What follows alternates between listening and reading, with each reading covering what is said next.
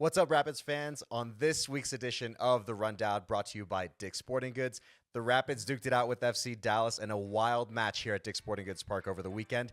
Looking ahead, the Rapids are heading to Q2 Stadium to take on a new look Austin FC side, and we're going to bring in club captain Keegan Rosenberry to talk about the previous match and then look ahead to the Austin FC match as well. That and more on the Colorado Rapids podcast.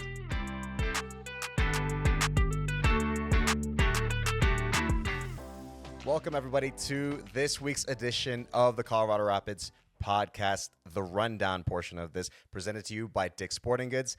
I'm your host, Mike Rovolo, alongside my good friend and the Rapids legend, of course, Drew Moore. We back.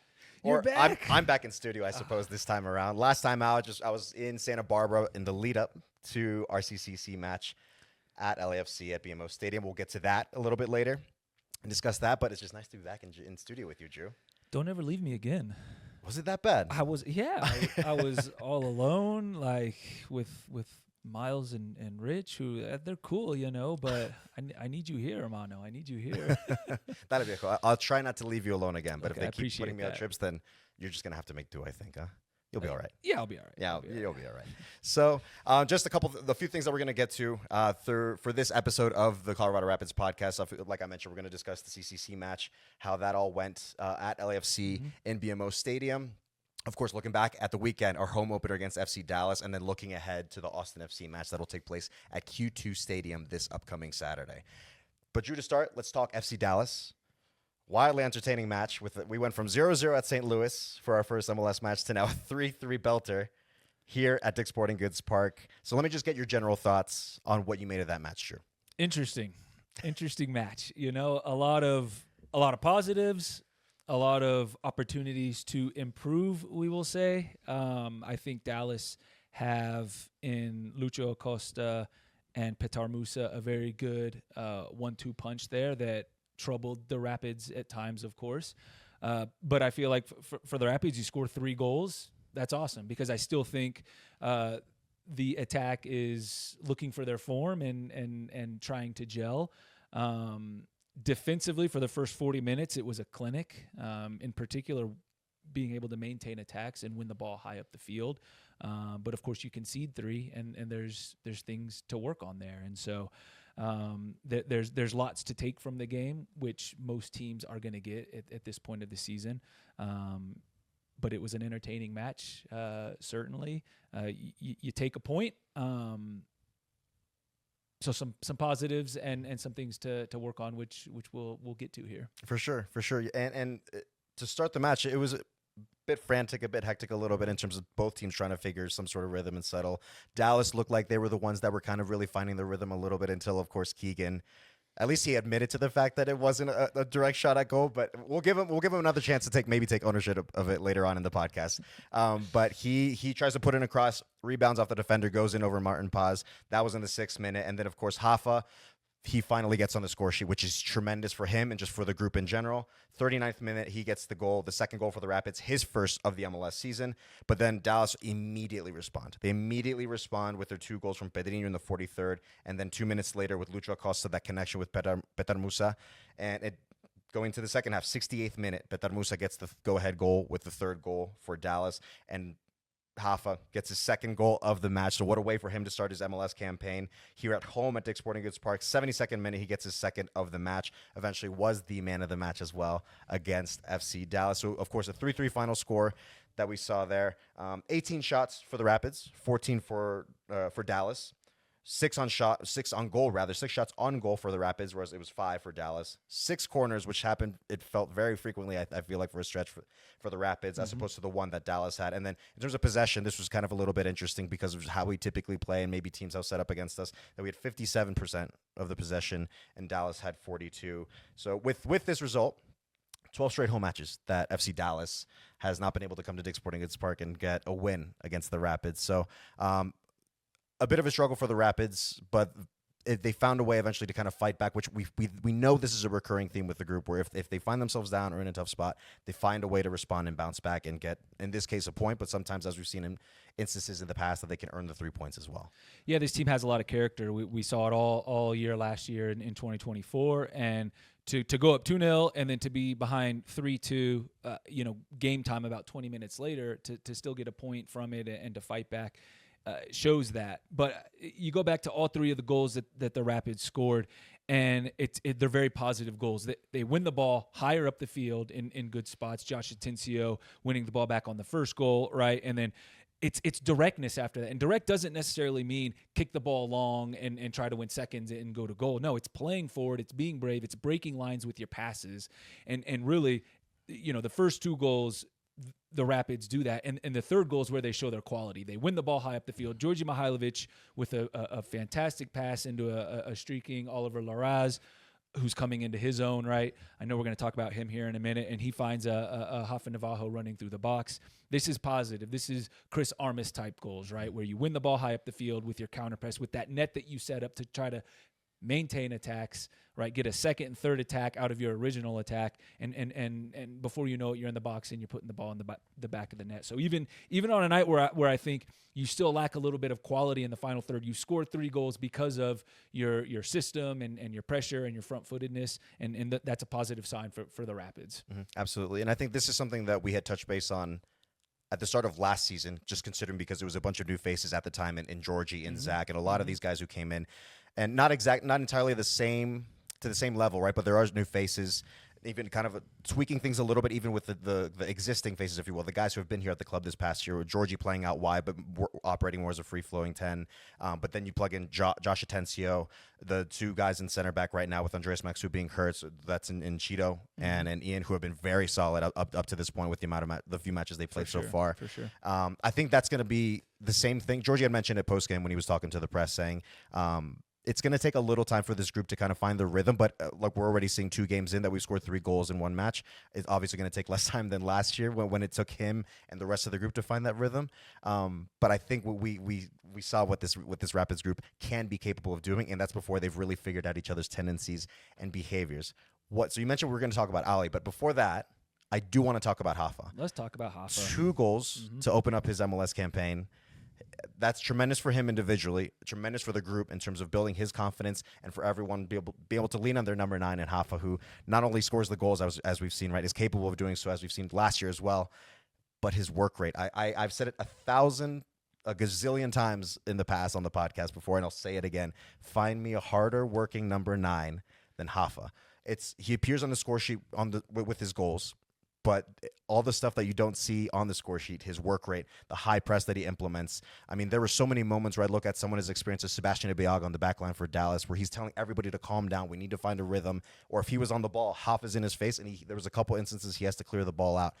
Rafa, for me, I think had a very good game. A couple moments where he maybe was a little frustrated, not like St. Louis, where he struggled quite a bit, I think, to find moments.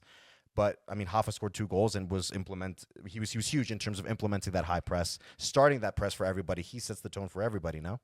It's huge for a number 9 to score his first goal of the year. It really is, because that's what these guys live for, right? Putting the ball in the back of the net. And his work rate, we talk about it all the time, and it's always worth mentioning because he does it for 90-plus minutes, right? Even in injury time, he's doing everything he can to try to get the game winner. And I'll add to it, Georgi Mihailovic also getting, I know they don't give him an assist for whatever reason on Rafa's first goal, but they give him the secondary assist on Rafa's second goal, right? But to get Georgie, getting assist, Rafa putting the ball in the back of the net, that's a dangerous sign for the rest of the Western Conference and MLS as a whole, because these guys are form guys, and when they're feeling themselves, that's a good sign for the Rapids, and they are feeling themselves right now. Absolutely. And Rafa is always feeling himself when he's playing against Dallas, it seems. Yeah. 2 career braces against Dallas in the time that he's been here since 2023. 5 goals in 3 matches against Dallas. So when Rafa sees, he's probably circling Dallas on the calendar whenever he sees He should be, yeah. Maybe I'll see if I bag a brace, or if why not a hat trick? Maybe we'll see. Maybe we see a Rafa hat trick at some point. That'd be awesome. I'd be down for it. So we touched base on Rafa. You mentioned Ali. Ali, for me, it feels like he's taking yet another step in terms of his development and his growth and the influence he's having on this group. This is something I think I forgot to mention in the match against St. Louis when we were on the podcast last week, Drew, and I think we'd seen it last year for sure, but it really stuck out to me a little bit more in the St. Louis match, where Ali, he interrupts the other opponent's play and their rhythm and breaking passes and breaking up the rhythm overall.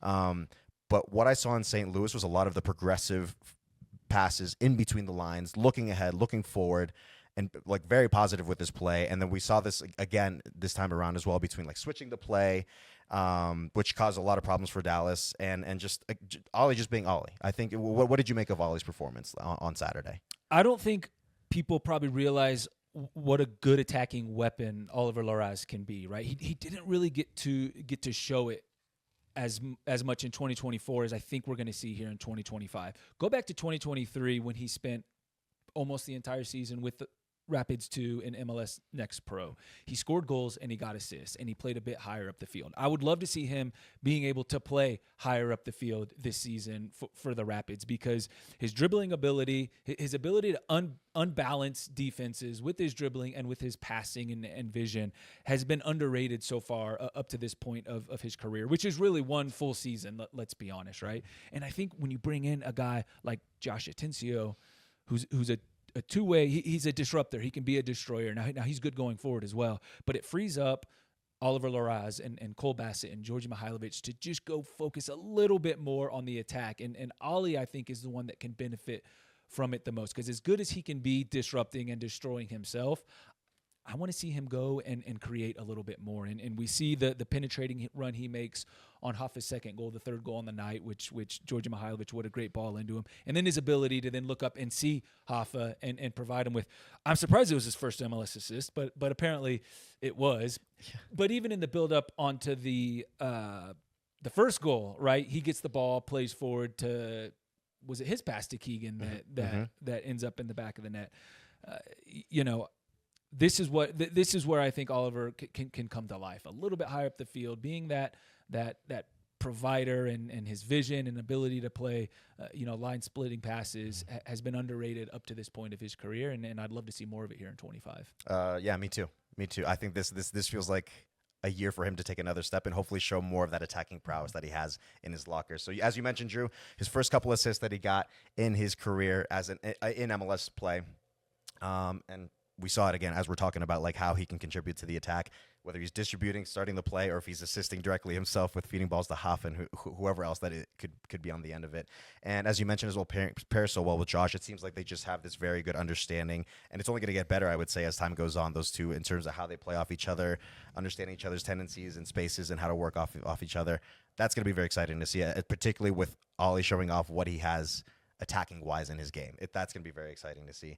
And to kind of put a capper on that with FC Dallas, of course, we'd be remiss if we didn't mention the fans showing up for the home opener, which is tremendous, right? It's always I feel bummed out that I missed the home opener, because it's always nice to experience. You should. Oh, wow.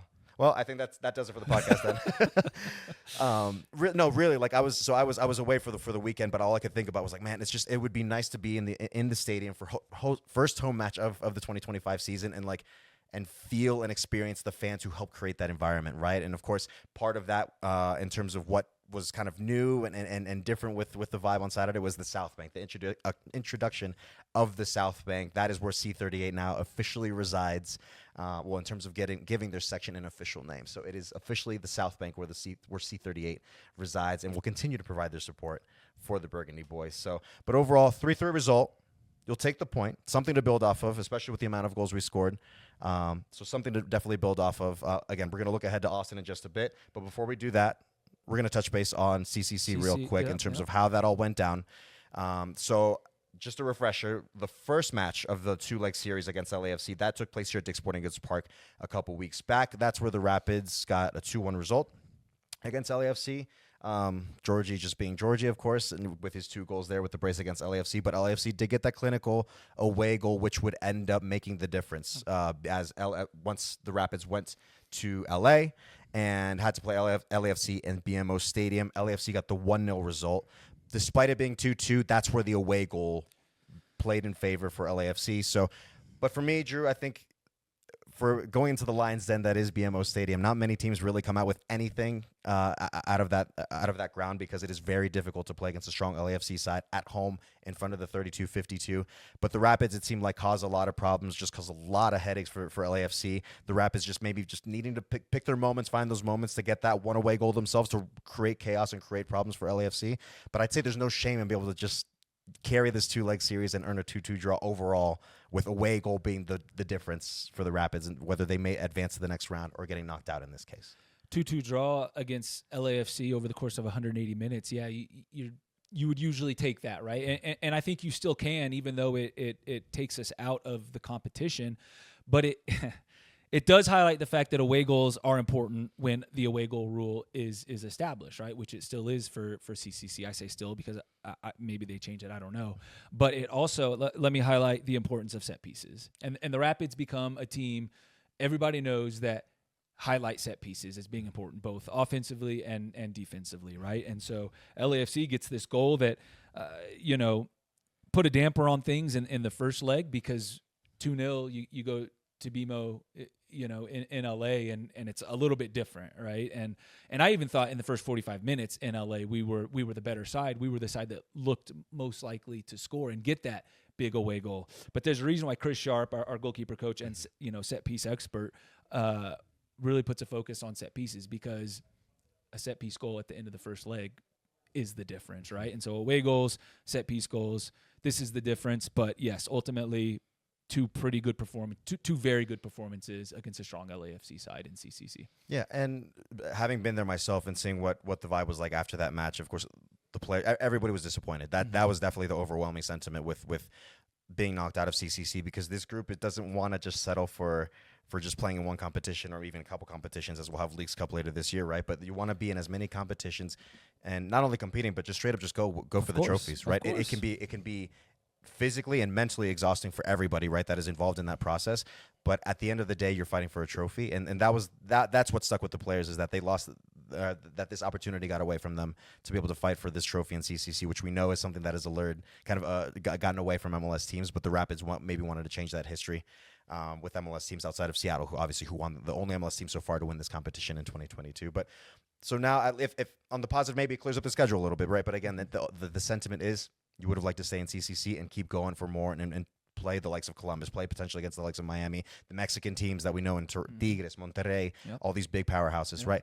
But that puts a close on the CCC campaign for the Rapids, where now their focus up until the summer, at least until Leagues Cup kicks in, is the MLS campaign, which I think I feel very good about this 2025 season for the Rapids side, with the pieces that we've added in the offseason, and Josh and Cheeto and Ian, amongst many others as well. A very positive outlook so far with the performances we've seen up to this point. Agreed. So we'll put a cap on that with CCC. And now we're going to have a new segment in the rundown in the Colorado Rapids podcast called Off the Pitch. Off the Pitch. Where we'll invite for a few minutes or so, be it a player, coaching staff, whoever we're able to bring in for Off the Pitch, just talk to them about the previous weekend, looking at the previous match, and then looking ahead to the upcoming match as well. So in this case, before we get him, it'll be Capi, the club captain, Keegan Rosenberry. But before we get him in for this Off the Pitch segment, I just want to remind everybody, make sure you download the Colorado Rapids app that you can find in the App Store, Google Play, wherever you get your apps, however you download them. That's your entryway in terms of just like downloading tickets, any updates that you need regarding weather, food. I mean, you got everything that you need to know on the Colorado Rapids app. You got a question? The answer is highly likely in there. If not, there's also content that you can tune into on the Colorado Rapids app. So it's your one-stop shop for everything that you need related to the Colorado Rapids app. You have it now, Drew? Yeah, get out from under your rock. Yeah. Download the Colorado Rapids app. If you're a Rapids fan, you're fully tuned in if you have the app. I promise you, it's a very handy tool that's going to be super helpful for you in terms of the match day experience, or just be tuned into what's going on with the Rapids on a daily basis. So make sure you download the Colorado Rapids app, everybody. It is a very handy tool, and of course, just keep up with everything that is Colorado Rapids. So make sure you download the Colorado Rapids app today. And here we are with our first Off the Pitch segment of the Colorado Rapids podcast, and of course, who else could be our first guest? None other than the club captain, Keegan Rosenberry. Keegs, Capi, how are you, man? Welcome. I'm good. Thank you, guys. Fun to be here. Always fun chatting with you guys. Love to have you, Keegs, as always. So right off the top, life, I think, has been pretty good so far for you, Keegan. So you signed a contract extension with the Colorado Rapids recently through 2027, and also that you're going to have a baby on the way. So to fill us in on like how life has been for you so far, because I'd imagine it's been pretty good. Yeah, as you know, I mean, as a captain, I speak a lot for the team. Personal life has been really exciting. Obviously, a new challenge, a new a part of life coming for us, and expecting at the end of May. So my wife Saint is doing super well. So it's been a lot of fun so far. but Drew can attest to, you're never really prepared. So we're a little scared, but also super excited and looking forward to that. And then individually, yeah, um, contract extension, especially with that news, the added security is so nice. And the club have again, after one or two other extensions I've had here, put a vote of confidence in me, and that mutual respect and the relationship I have here with staff, players, front office staff is just so special. And in sports is hard to find. That mutual kind of loyalty um, and I always talk about the people that we have here in this organization, player, staff, everybody, you guys, video staff, everybody. Like it's a special club to be a part of, and a huge reason as to why I want to be here for. Maybe it's not the end of my career, but a little bit longer after that. And yeah, my family and I are super excited. So Keegan, congratulations to you and Saint. You guys are going to be incredible parents, and you're right. You're never prepared for it. You will never know what you're doing, but believe me, you will. You will get it done. So super happy for you too, and of course that you're going to be here for the next couple seasons at least, which I know I'm personally looking forward to as well, and the club is as a whole. Let's talk about that cross you had on Saturday night. That cross that led to your, I believe, 10th goal of your career. So you're in double digits now, which is awesome. But was the first Rapids goal here in 2025. I kid, of course. It was actually a really good play from us. I feel like won the ball in a good spot. Couple of forward passes later, and you're in the box on the left hand side. Talk us through that goal from your POV. yeah, you're not lying. You're not kidding too much. It was certainly a cross. It was I felt Julio was kind of pressuring me in a way that I felt I was going to ride a tackle, and I kind of just was going to hit a cross through that, and his close down speed kind of just put me off a little bit, and just a super lucky way it contacts my foot and it is able to float over the keeper. And but at the same time, they all count the same. Chris likes to talk a lot about things not being lucky and us forcing the issue, and losing the ball in the right spots to again force the issue, make the opposition uncomfortable. And um, yeah, I don't know if it's the luckiest goal of my career. There was another one in Kansas City a couple years ago where Lawless heads it off the crossbar and it like hits off me for a tap in. So that might be even luckier. But no, it's true though as to what you said. The build up it was the important part. Got the ball into a good area, and good things are going to happen when we do that. And which it happened again in that match. Georgia gets into a good spot, and a deflection happens, but we capitalize. So um, yeah, it was a great way to start off the night. And then obviously, I don't know if we'll touch too much on the Dallas game, but disappointing after that. At the end of the first half is I think where we lose the game or lose the ability to take 3 points.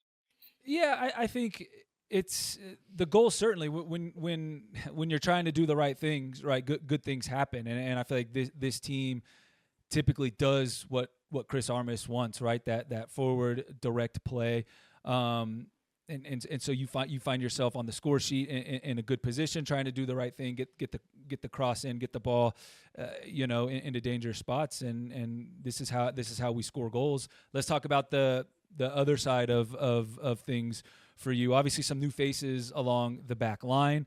With Cheeto and Ian Murphy coming in, and Reggie Cannon. I know he came in last summer, but still a relatively new face to the club. You've played in all spots on the back line over the course of your career, but have found yourself on the left side here to start 2025. Talk to us a little bit about the back line. I feel like defensively, I know Saturday night we didn't feel great about it, although there were some positives to take, but defensively, the overall feeling has been a lot of positivity and very solid back there. How have you felt the back line has come together with some of these new faces and some guys playing in some different spots, including yourself? Yeah, it's been a real challenge just with how it takes time to just kind of develop those relationships and on-field relationships and kind of knowing each other's tendencies, how you can be the most effective together in those little partnerships, left center back and left back, or left wing or left back, even your sixes covering at times. And um, I did feel like we were in a really good way. This Dallas game, I would be the first to kind of hold my hand up on a couple of the goals, and in just a little bit of that passiveness we talk about. Can we avoid thinking passively, always staying focused, dialed in, tracking runners? box defending. Chris talks about kind of that heightened awareness and intensity in and around the box, and um, yeah, it was a little bit too easy for them to get really good chances and score. And I mean, I think Zach faces pretty limited shots on the night, but they score three. So I think that comes down to before that, LAFC games, both of them, the St. Louis game, we were limiting teams to the types of chances. And I didn't think we did that on Saturday, and that's a huge part of it. But um, that game aside, I think as a whole, we're in a good place. It's early in the season, but we're building on last year. We've got some new faces, got some new partnerships, got some injuries, and that's all part of it. And I think again, if we came out of the game 3-2, I think it's a much different feeling, coming away from a couple of tough matchups early in the season, and just the form that we're in.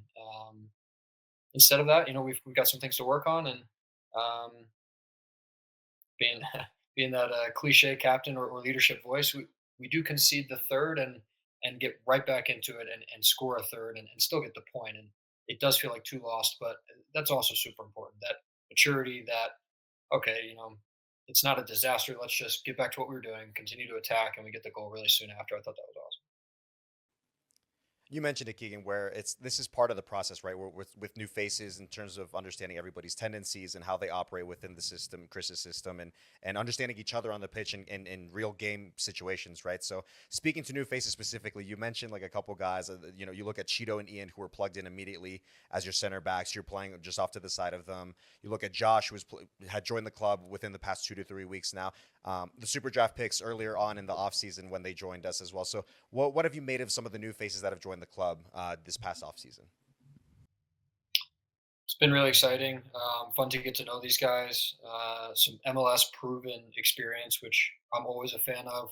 Um, and just different. Cheeto's still relatively new to the league, but we can see the quality he has. I love his energy. I love his personality, his emotion that he plays with. Ian is a guy that's played a lot of games in the league for a young guy, and shows that as well with his experience. Josh Atencio, the same, a young guy with a ton of MLS experience, signing early. Um, and he sits beside me in the locker room, so I've got to know him in a different way, which is fun. And then the draft picks, we've got even guys that sign second team contracts like Anderson is involved in the first team these first however many weeks and looks comfortable when he comes on, and I think can do a job for us this year on the left. And yeah, we've got guys that are Alex Harris hasn't he got some minutes in LA, but I feel like is going to be a guy that can also contribute a lot for us. Sam Bassett. Um, so it's been a lot of fun, and he's also a testament to the way that we kind of recruit and the guys that we want to get. It's not just the physical attributes and playing style and skill level and ability to take on a new game plan and skill set or coaching staff and be coachable, but it's the characters and it's the guys that can take the emotion out of it after we concede and just get back to it and score, and you know what I mean. So that part is, if not half the battle, maybe more. Very cool, calm, and collected from the captain, Oh, as as always. as always. Keegan, I want to shift gears just a little bit. I got to talk to you about somebody with the last name Bassett, and I'm not talking about Cole Bassett. So the super draft picks come in one of the first days, and they get to introduce themselves and talk about themselves a little bit and share a hobby that they have. Right now, most of them, they say they like to play golf or play tennis or cook. Right. Sam Bassett says he's a barber. And I'm like, whoa, that was the hobby he chose. And he had to have known that you're the barber in these parts. So is he taking business away from you? Are you giving him business? What's going on there? Because I'm not in the locker room as much as I used to be, There's yeah, I think that was the reaction issue. It was like, whoa, Yeah. you could be stepping on some toes there, but Caught us off guard a I little bit, didn't it? I I welcome some help in terms of the clientele. Oftentimes, I can get backed up week to week, and um, I don't want that to take away from getting some medical treatment or doing stuff in the gym or stuff before training where we can get kind of busy, as you know, with video review, all this stuff. So he hasn't really taken away or offered to help with business. I think guys trust me because I've cut hair for a while here, and I think they will trust Sam eventually. But it's been fun to talk to him about. It's just another thing that we can kind of bond with, and he hasn't quite ventured into cutting his own hair yet. So I've encouraged him to just try, and I can fix him up afterwards because when I started doing that, I had to go to the barber probably 20 times after cutting that myself for a while there. So it was cool to hear though. And yeah, hopefully I can see some of his work. How impressive is that? Like, he cuts his own hair. Keeks does it all, man. It's got to be hard enough to like, cut your own hair because everything's backwards in the mirror. I feel like the standard now in terms of being club captain has to be that you have to be able to cut other guys' hair and your own pretty well. I think Keeks has clearly shown that. I've gotten a few from you, Keeks, but I know you're busy and sometimes our timelines don't align in terms of getting haircuts from you. It's been a minute since I got one from you. I might need a fixing up pretty Cutting soon. your own hair. It's like driving in reverse. Yeah. I mean, of course Keeks can do it. He can probably do Keeks that, is class. though. He can probably drive. Keeks is class. It was a very, very difficult transition to like those times. Like there's no because I like something pretty short here, and the contrast between obviously like a skin to a like a two up here is you can see some real mistakes pretty obviously walking down the street. So I'm like walking with a hat on to the barber shop trying to hide myself. You feel really stupid. So it takes some vulnerability and yeah, I mean it's no joke looking in a mirror, moving the opposite way, opposite hand. It's a challenge. Man, a man who's confident even in his mistakes, and obviously as confident as can be now as our club captain here at the Colorado Rapids. Keegs, Capi, we appreciate you taking the time to be able to join us for what was our first off the pitch segment. Of course, to the Rapids fans, we're gonna have plenty of this throughout the season. But Capi, thank you for joining us, man. We really appreciate it. Thank you guys. Always fun chatting with you, and we'll see you tomorrow. All right, Drewby, let's look ahead to this Saturday's match against Austin FC. So the Rapids will be traveling to Q2 Stadium to take on Austin FC on Saturday, March 8th, and with kickoff set for 6:30 p.m. Mountain Time. And looking at the records for each team, Austin, they got a win on their first match of the season against SKC, but then they lost this past weekend at Portland. So they're 1-1-0, whereas the Rapids so far have earned the 2 draws, the 0-0 against St. Louis last weekend, or the weekend before rather, and then this past weekend, the 3-3 draw against Dallas. And of course, you can catch that match on MLS Season Pass on Apple TV. Looking at this match, Drew, what do you see in Austin that you might need to be mindful of? But it feels like it's quite a bit, though. Yeah, I think it's hard to say at this point of the season. They have a new head coach in Nico Estevez, right? Who they've brought in, spent the past couple seasons with FC Dallas, not coincidentally enough, who we've just played, and so I think you might see some similarities into what an FC Dallas team has been in the past, which is, try to possess the ball as much as possible. Maybe not quite to the extent that Austin did with Josh Wolf as the head coach. And then see if some of the playmakers you've brought in, the Osman Bakari, the Brandon Vasquez, the Mirto Uzuni, who did feature last week in Portland, but see if those guys can kind of make something happen, right? And so I think it's going to be a difficult team to really pin down just 2 games into a new head coach and a bunch of new players. I think if you're the Rapids, you got to go and mainly try to be yourself first and foremost, understanding how they might want to play, and so it'll be an interesting one. I think all teams at this point are searching for what their opponent is going to bring at them. This is just match day 3 now going into Austin, which is an incredible atmosphere, a very difficult place to go play, right? They don't have a goal from open play yet. Bakari's goal on match day 1 was from a corner kick, and they conceded on a free kick in Portland. And so what are we going to see? I don't know. I want to see the Rapids go and be front-footed and be high energy and win the ball high up the field and defend well. But we'll see on Saturday night, certainly. Yeah, we've been in that position, right, where we're still waiting to see maybe what things look like last year when we had a bunch of new faces, a new head coach and Chris Armas at the time, at least. And this is, very similar situation in terms of what are Austin? What are Austin exactly? We've seen, as you mentioned, Nico Estevez was the head coach of Dallas, and we've seen his style of play. But what does he do this time around with maybe a different environment that is Austin FC as opposed to FC Dallas? And then, of course, all the signings that they had. You mentioned Usman Bukhari, that he was signed last summer as one of their DP. He's a winger, apparently wicked fast, as from what I could tell. Brandon Vasquez, he's a known quantity in this league. We've seen the damage that he did to teams when he was with FC Cincinnati, the goals he kind of scored for fun, almost before making his move to Monterrey. And Mirto Uzuni, as you mentioned, the Albanian international. Albanian forward, who again they spent a significant amount of money on these three players in particular to really ramp up the front line and just find goals and get after it in games on their part. So in terms of players, I mentioned him here just now. In terms of players, I would like to kind of keep an eye on, and I think everybody's aware of, right, is Brandon Vasquez. This guy, like I mentioned, in Cincinnati, he scored goals for fun for a couple of years before he made that move and earned that move to Monterrey, where he started off hot, didn't work out in the end, and he finds himself now with Austin FC. This is a guy that he's a big target for, big body, but is mobile. He can move, play off the tens, off the midfielders, and serve as a reference point for the rest of the group. If he's not scoring the goals themselves, then be someone who can help provide maybe on his part. With Monterrey, like I mentioned, he had 14 goals in 50 games. So he started off hot, but things just kind of petered out as his time with Monterrey went on. And this is a guy that everybody knows in the league, and it's somebody to keep an eye out. What would you say, Drew, is the best way to try to shut down someone like Brandon Vasquez, but also keeping in mind these unknown quantities that we've seen in some, although albeit potentially dangerous pieces around him as well? Well, I kind of want to compare Austin right now to Dallas, not just because Nico Estevez comes over from Dallas, but Brandon Vasquez, I can liken him to a Petar Musa, right? Now, he's not Petar Musa, right? But he's a handful up front. He's a big target. He's a platform that you can use and then have some playmakers running off of him, perhaps. And he can put the ball in the back of the net himself. But you look at Petar Musa had Lucho Acosta, Anderson, Julio, Camungo, Pedrinho running off of him. Is this Uzuni? Do we see him from the start because he got 30 minutes in Portland coming off the bench and didn't feature on match day one? They still have Obrian, right, who has a lot of pace. Bakari has a lot of pace, right? And so Vasquez has a lot of good, pacey,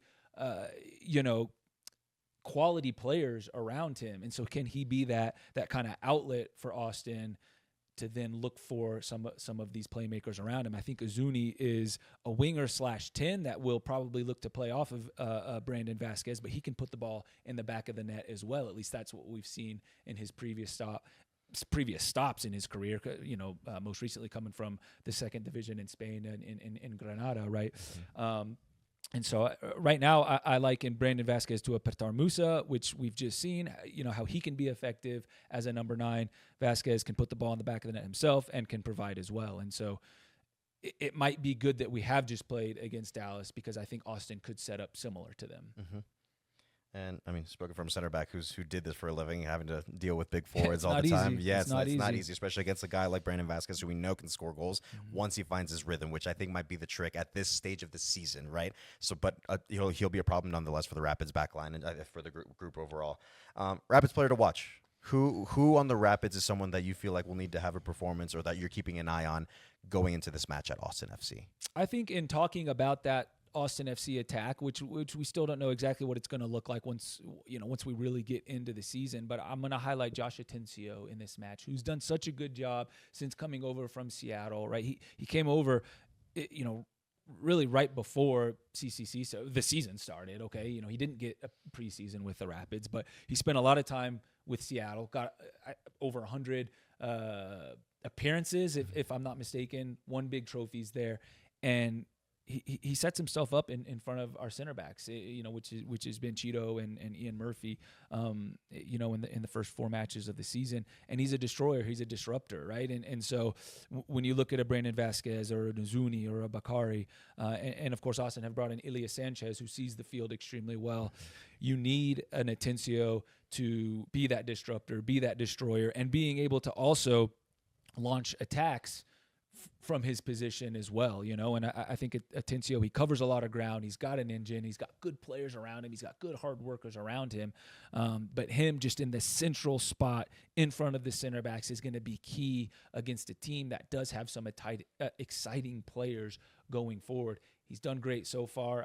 I look at this Austin FC match as another opportunity for him to build and to build a rapport with the players around him and get comfortable here in the Rapids midfield. Absolutely. There's already been those very early signs of like what he can do. Again, this just comes down to him settling with the group, understanding their tendencies and how they kind of play off each other. And that's something you figure out with time. And we know that Absolutely. very well from our experience last season, where it took a little time for everybody to get going. But once they did, we saw this team can just fly and just score goals and just get after teams relentlessly. So again, it's just a matter of time until Josh really finds his space in this group and has even more of an impact than he already is having with this group. So that's very exciting to look forward to with Josh in particular, but just the other new guys as well, and Ian and Cheeto, some of these other guys who've been contributing from the get-go that just joined us this past offseason. In terms of what it's going to take to kind of stop this Austin FC side, again, we've mentioned that they're a bit of an unknown quantity with a new head coach, with how we understand kind of how he wants to play from his time in FC Dallas, but a lot of new faces, a lot of different pieces that they brought in that are going to be influential or are meant to be influential for this group, but we've kind of yet to see them play a little bit. So for the Rapids, on my end, what I think is going to be very important for the Rapids to be mindful of is just keep your shape. This isn't just going to come down to one player in particular, I would say, Drew. I think it's going to take everybody, from Zach all the way up to Hoffa. Hoffa setting the tone for the rest of the group in terms of the high press, finding those moments to put Austin out of sorts higher up the pitch for the Rapids. Austin closer to their goal, just like they did against FC Dallas. Like, disrupt them, find moments where force them to play the ball out or just recover the ball in the midfield and just start immediately go the other way and get after Austin. Again, this with Austin being still trying to figure out who they are and what they're about, this might be a prime opportunity for the Rapids to take advantage of that sort of moment, who they know what they're about. Just take the game to Austin FC, even at a place like Q2 Stadium that can be difficult to play in, and take the game to them. Take the game to them. Put the pressure on them. They're in front of their crowd. The crowd is going to be on them if they're not playing. They're not playing well. They're not performing. The Rapids know what they're about. Austin are still trying to figure out what they're about. I think this is a prime opportunity for the Rapids, as long as they collectively have their shape together, defensively, particularly defensively and offensively. This is a game that I think the Rapids really could go to Q2 Stadium and earn all 3 points. Agreed. No reason to think you can't. And my what I want to highlight in this match, a good way to go and get all 3 points is, and I want to be careful with this word, but is patience. And I don't mean play patiently like in attack or in defense, right? I mean continue to be who you are, right? You go on the road to St. Louis, you tie 0-0, you probably didn't really feel like yourself. You come back home, you tie 3-3 against FC Dallas. At times, you probably felt like yourself, but there were long stretches where maybe you didn't feel like yourself. But I would preach patience, right? And continue to be who you are, right? And why I'm careful with the word patience is because we're not a patient team. We're a high energy, we're a front-footed team on both sides of the ball, right? And so continue to go and put a lot of pressure on Austin, right? With your energy, with your play, put them on the clock when they have the ball, make them uncomfortable, right? When you have the ball, turn them around, make them face their own goal, right? Play between lines, be direct, because this is a Rapids team that is still coming into their own, is still trying to find their form. And defensively, same. Like, I think we let them off the hook a little bit when we talked about the FC Dallas game, because we didn't defend the goals well enough, right? And that's something else that will come with time, because we do have some new faces back there, which the first 3 games was very solid defensively. And at times it was solid against FC Dallas, but the goals, weren't very solid. And there's multiple mistakes that you can point to in each one. Can we do some tactical fouls? Can we just, be a bit more aggressive in moments? Did we second guess ourselves at times on the goals? Absolutely. But I would just preach patience in Austin and continue to be who you are, right? We know who we are, but it's going to take a little bit of time. It's still a new year. It's still fresh. But teams aren't going to allow you too much time to, find out who you are. And so I think Austin on the road in a good atmosphere is a good test to go and to continue to show that you can play on the front foot, that you can play with energy on both sides of the ball. That's what Chris Armas wants to see. That's what we want this Rapids team to be. And Saturday night should be a fun test for that.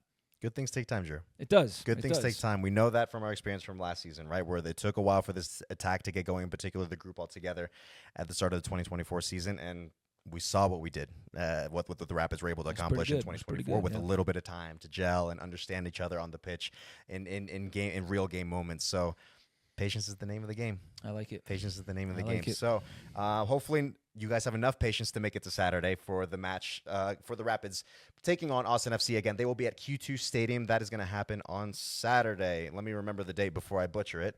It's going to be Saturday, March 8th, 6:30 p.m. Mountain Time at Q2 Stadium. You can, of course, catch this match on MLS Season Pass on Apple TV.